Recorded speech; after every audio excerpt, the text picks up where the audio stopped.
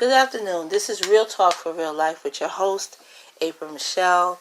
It is April 28th, 2020, and I'm here with my good friend, Chef Paul Austin, and we're going to be talking about some things that are happening now.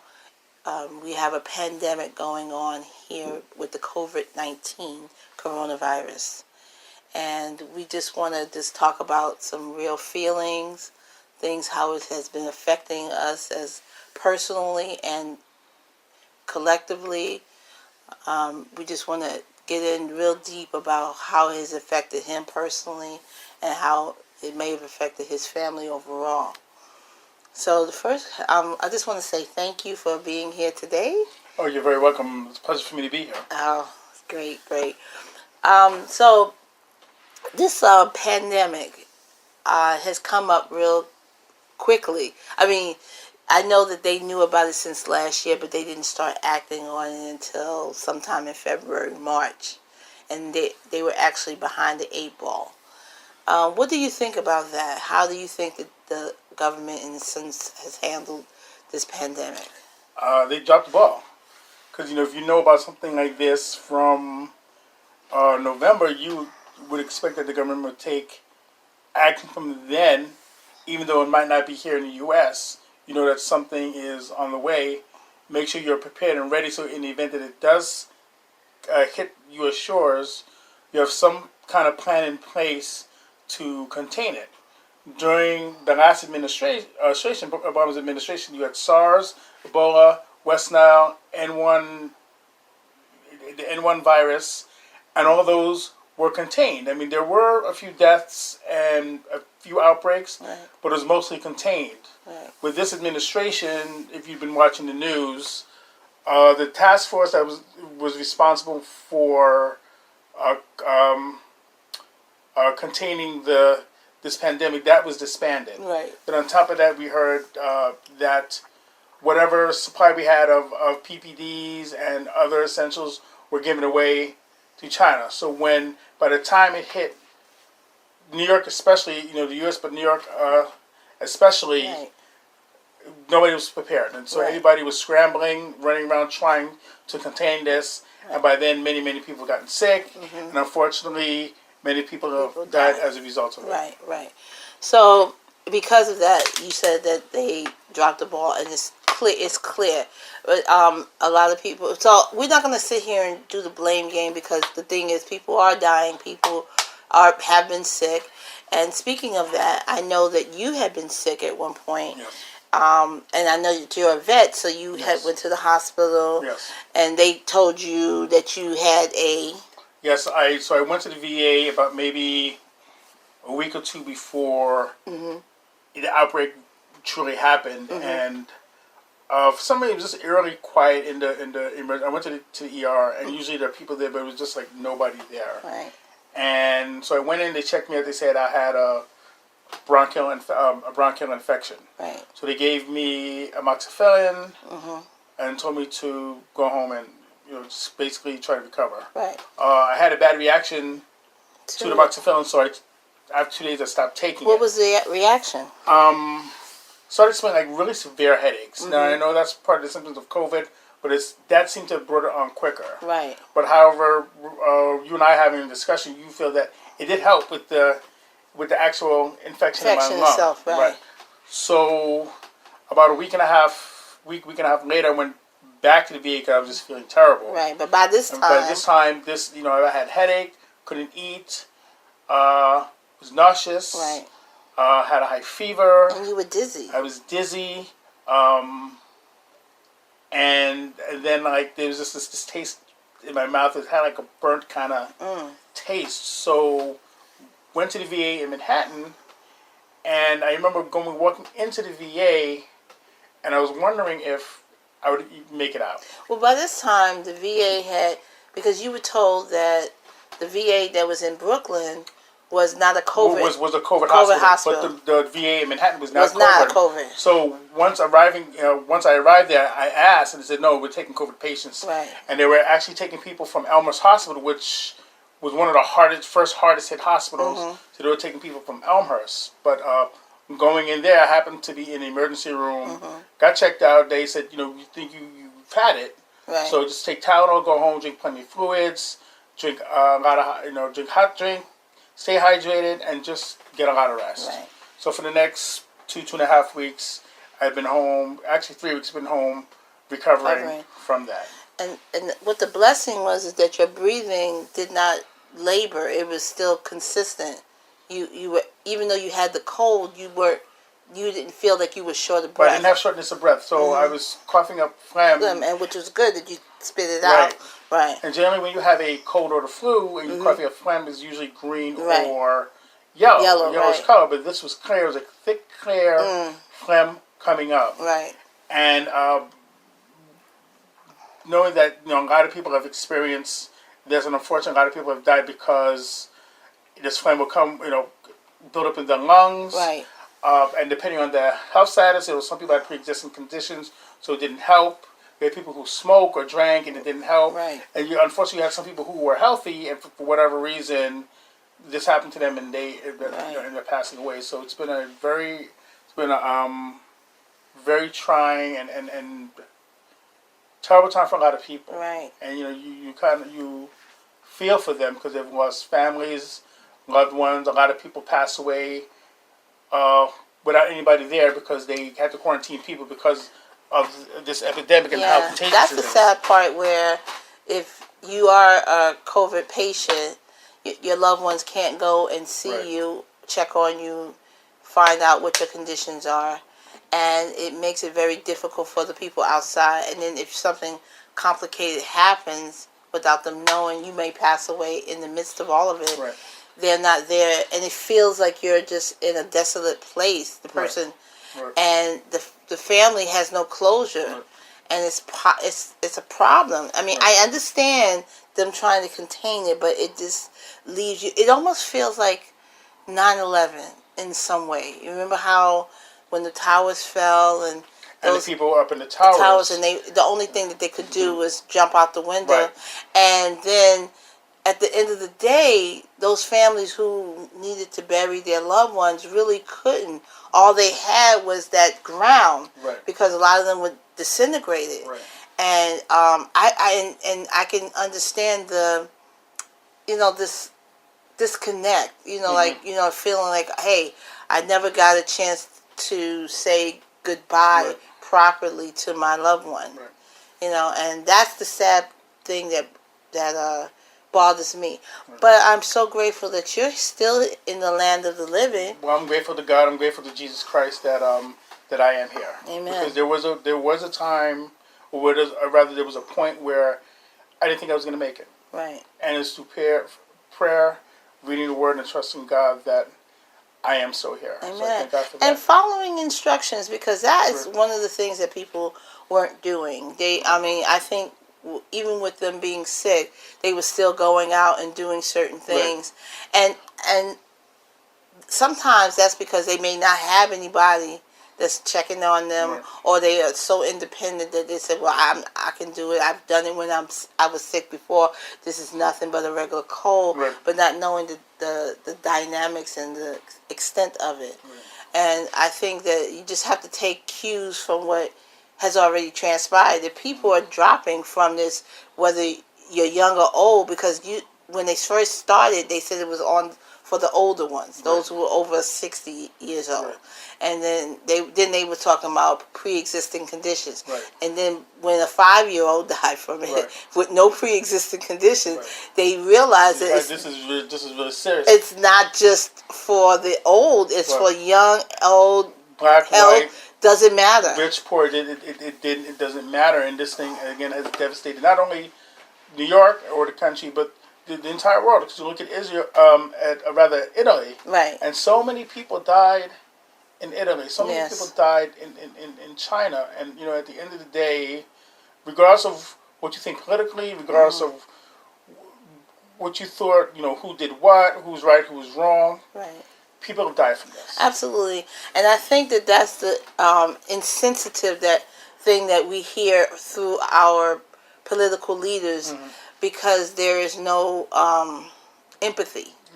It's all about I feel sometimes it's all about the bottom line, or just trying to figure out how can we open up the economy because people are losing. We're spending out money. We're not making anything, and people are trying to fit. It's like we're in a war. We're in an invisible war. We're fighting a virus that we cannot see.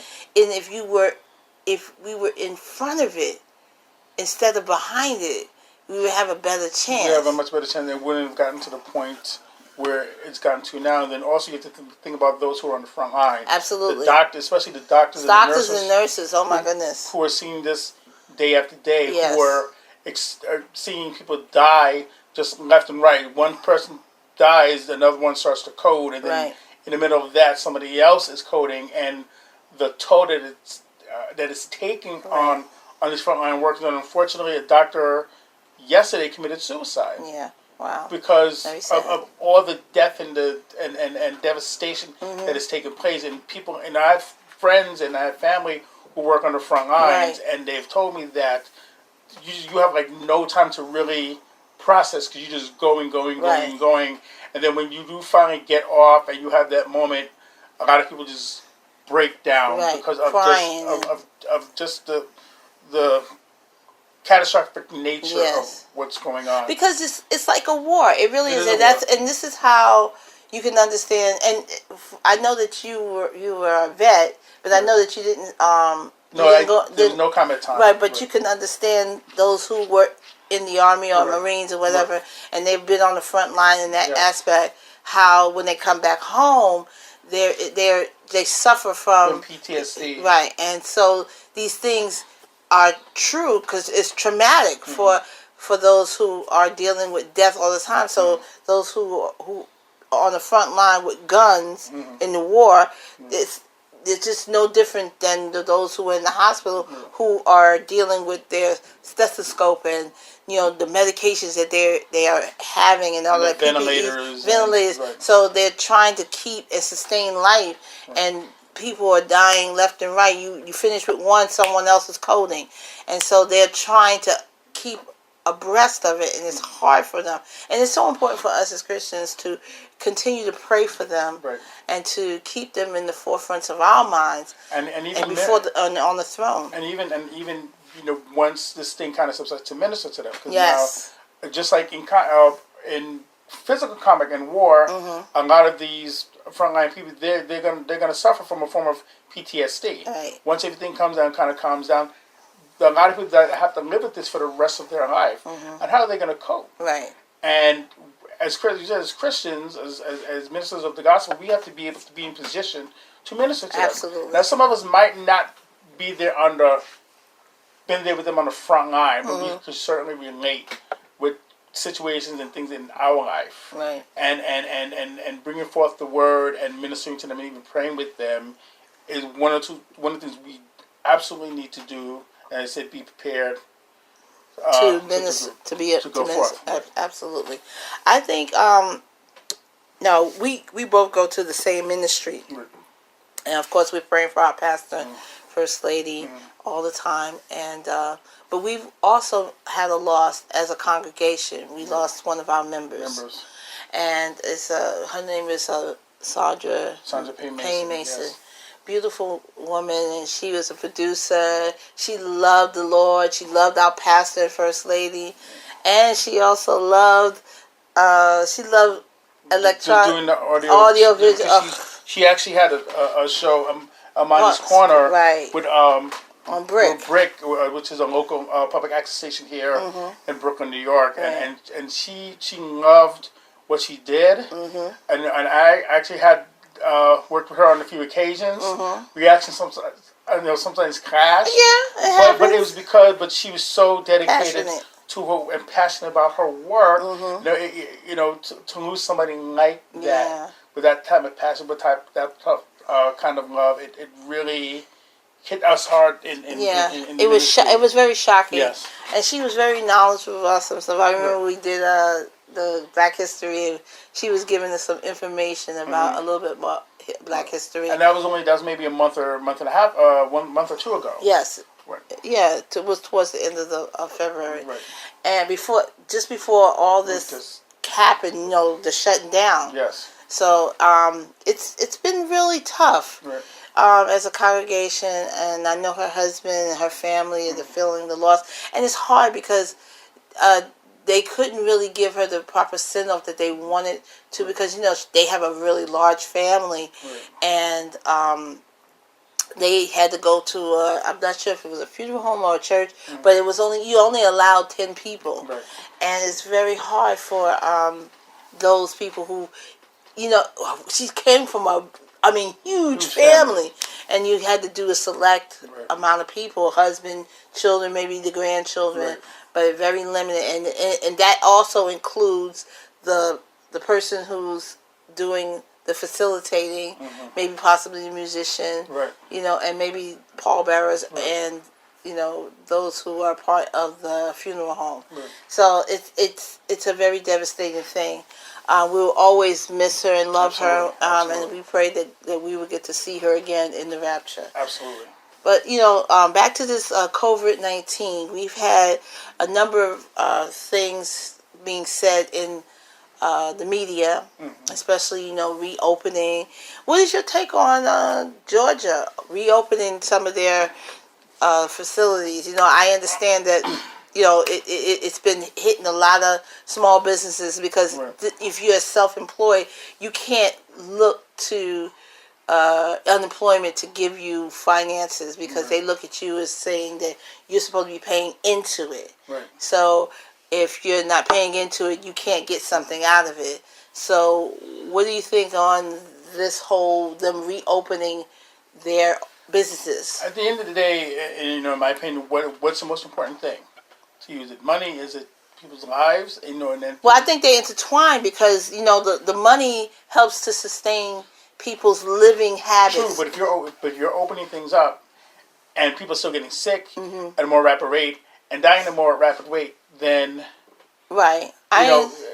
That's but I don't gonna think work. at the time that they're thinking that, because it's just like when this whole thing first happened, people were they were good guys of toilet tissue out. Running out of toilet tissue. People were running to the stores getting all the toilet tissue that they could get, and nobody could understand why. But someone made a big statement about that and said it's not about the toilet tissue. It's about the essential things that you feel that you need. It's like food, water, clothing, and toilet tissues. Even those are the things that you feel that you need to have in the house. So other things you may not think of as important, like a light bulb, which I had to go and purchase some light bulbs just in case anything happened. I would have enough light bulbs, not a lot, but enough if something blew out, because the other stores, like the 99-cent store or Home Goods, they're not really open to the public because they're not essential places. But Target and BJ's and Costco's and all these other stores, because they have foods and some clothing and maybe some electronics, they're more essential because they're dealing with things that people really, really need. So when the toilet tissue situation happened, it was made a joke out of. But you have to understand what is important to you. If you feel that toilet tissue or paper towels are important, those are the things that you're going to stock up on. So again, I know that Atlanta, Georgia, they opened up some of their salons and hair salons, and there was a big rush. What is your take on that? Them doing it. You have to figure. You have to weigh. The economics versus people's lives. Now, again, we have to wait and see what's going to happen. Because if people start getting sick again... Well, they did say something... Right, well, I'm saying, if people start getting sick at a rapid rate now, then, that was a bad idea. Right. Now, the experts are saying that you should have a steady decline for about 2 weeks with hospital visitations, discharges, deaths, so on and so forth. Right. And if that's on the decline for 2 weeks, then you should start to gradually open things back up. Right. But a lot of this is being fueled politically. Right. And I think that's a terrible thing. Without getting too political, it's terrible. Well, that this is a this is the year for the new presidency to go in for 2021. So there is a rush to get people back out there, get the economy back running. Because if this falls into place like President Trump wanted to,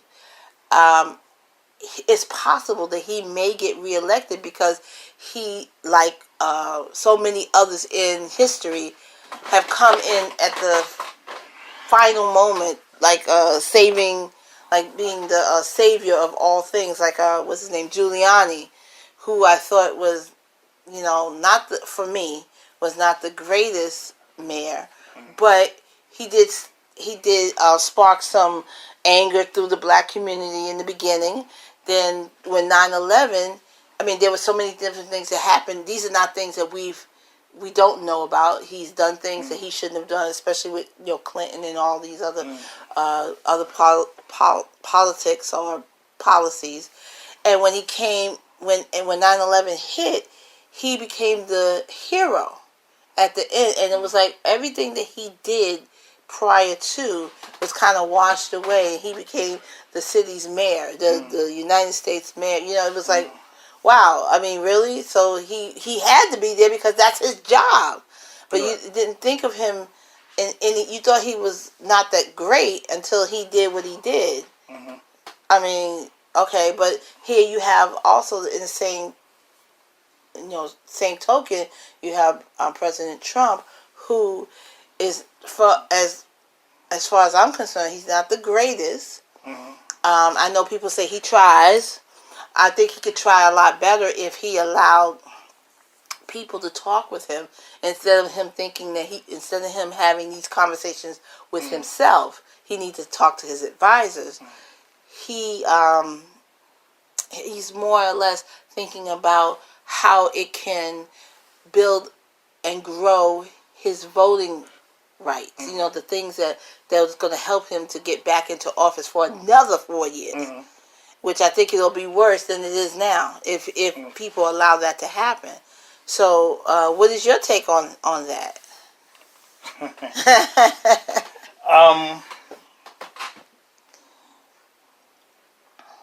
To me, he's not a good leader. And again, I'm just speaking. Right. In fact, he's not a good leader. He doesn't inspire people. He doesn't bring people together. It's division. Mm-hmm. It's he has his own personal agenda. Right.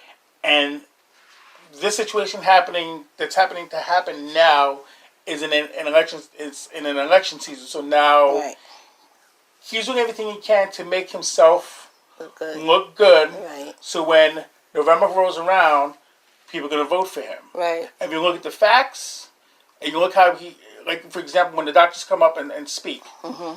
they'll say what they need to say. Mm-hmm. He contradicts what they say. Right. Or then he talks like he's an expert instead of letting the experts talk and say what they need to say. Right. So, at the end of the day, what they I'm sorry.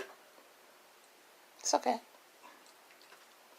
At the end of the day, a lot of people suffered more than they had to. Right. People died that shouldn't have had to die. Right. If you had been on top of this from Jump Street, if you put your ego in check and left it at the door and made it about... No, truthfully, made it about the country. Right. Because as president, your job is to defend this country from all enemies, foreign and domestic. Right. And this disease is this disease is an enemy. Right, it is. And your job is to defend us, and to protect us, and to keep us from this. And you did not do your job. You can't blame the last administration. Right. This is on your watch. But unfortunately, this is a personality trait. He will never ever take responsibilities for his actions. Just like in the past, before the coronavirus, he blamed Puerto Rico and the Virgin Islands for being a certain way, and he didn't even realize that they were a part of the United States. And the one thing that really was insulting to me during that period, when they had this terrible storm, he throws bounty paper towels to them, like basically soak up the water with the Bounty tissues. And and, you know, if it was me, I mean, and I'm like one of those people like you trying to egg me on. I'm a egg you on. I'd have threw him right back at him because I think it's insulting. You treat me like I'm so much garbage. And thank God for those who stepped up and helped the people who were in need. It should have came from us as a country, but we didn't. We didn't do it. There were people privately who gave their money, their time. They even went over there and volunteered. If they're still doing that, because they're still in turmoil. Well, you know, I'm gonna tell you, you know, in spite of all that's going on, if you look at what's going on, you know, you look at the news. There are many people in this country who have been stepping up and helping out from people to help maybe making masks. Oh yes, making beautiful. protective Yes. equipment. You know, feeding people, clothing people, Yes. sheltering people. Absolutely. So a lot of people have come together.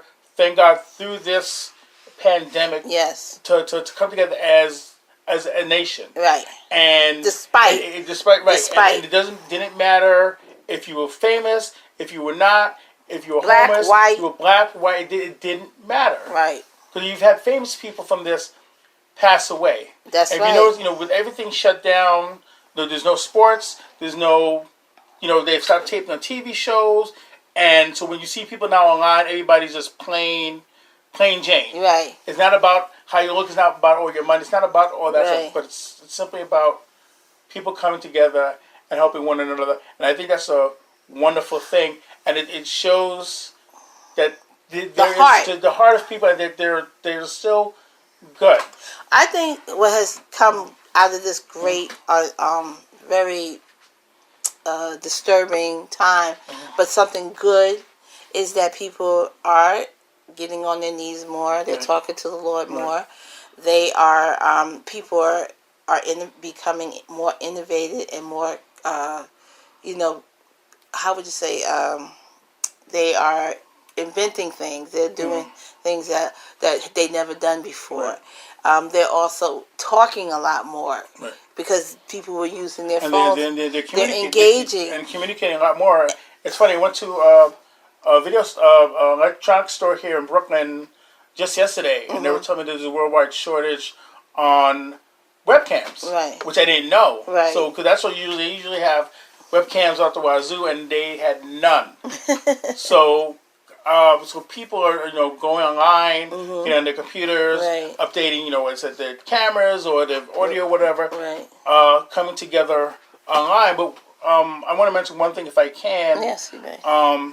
As far as ministry, that the church has been put in a position now where, you know, you don't have your buildings, you don't have all your fancy robes and staffs and fancy shirts and your fish hats and all this ceremony. But now you're in a position where all that's out the window, and you have to worship. You know, you have to worship God truly in spirit and in truth. You know, because past we've made it about being in the building. And, you know, it was such a grand building, and everything we did was in the building. And we were confined to these four walls. Now, you can't be confined now. You know, you can't even be in your church now. You know, now some, they might have one person stand and minister. But we have to come together via either conference call or Zoom or some type of social media, and it forces us now to minister outside the box, because you're not confined anymore. I think that that's a great thing, honestly, because we're actually now truly doing what God has told us to do in Acts 1 when he said to go out into all the world and preach the gospel. And so, because a lot of times people do a 10% outreach and 90% in-house stuff. And I'm not even talking about in-reach as far as like even family. to your own congregation. We don't even do that. You just go to we're doing this conferences, conventions, and I'm not saying that these things are bad, but I think that they have been in the front line more than they should have been behind. Well, yeah, that should be secondary.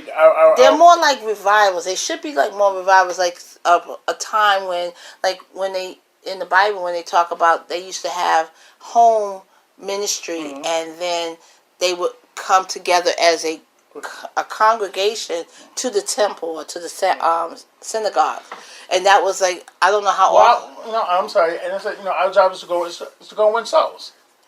Period. It's to go and win souls for the kingdom. Well, our job seriously is not just winning souls. What it is planting and watering. We continue to forget about this formula: the planting, watering, and increase. Planting and water. We have to put information out there to the people. Some people may not want to know. We got to follow the formula that Jesus did when he did a 3-year tour. He did his 3-year tour, and once he finished his tour, he began to prepare himself for his exit. Right.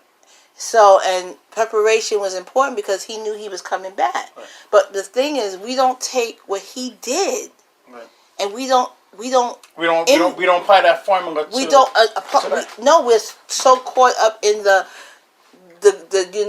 being in front of the congregation. And I'm not saying that this is wrong. I'm just saying we're just so engulfed in that. But the word does say that we are in a latency period, so men are going to be, it's more about me, myself, and I, as opposed to doing what the Lord has commanded us to do. Right. And thank God, right before, because the Lord has come back for a church without spot or wrinkle. Right. But now you see like this revival. It's a revival. It is. It is a revival. It is. And you're going to not only have a revival within the church, but now because of this pandemic, people are becoming to Christ, because now Absolutely. people are people are broken. They're devastated. They have no clue how to cope with this. Right. And there's a perfect opportunity to go out into the world to these people and minister to them and let them know that you have a Savior, which is Jesus Christ. You have the one that whatever you're going through, he can heal you. He can deliver you. He can set you free from all of this stuff that you've been dealing with. Right. But it's us getting out there and ministering to people. Right. And not just, sitting at home or just sitting in a building. Right. This is opportunity. Opportunities it's come, and it's time for us to step it up.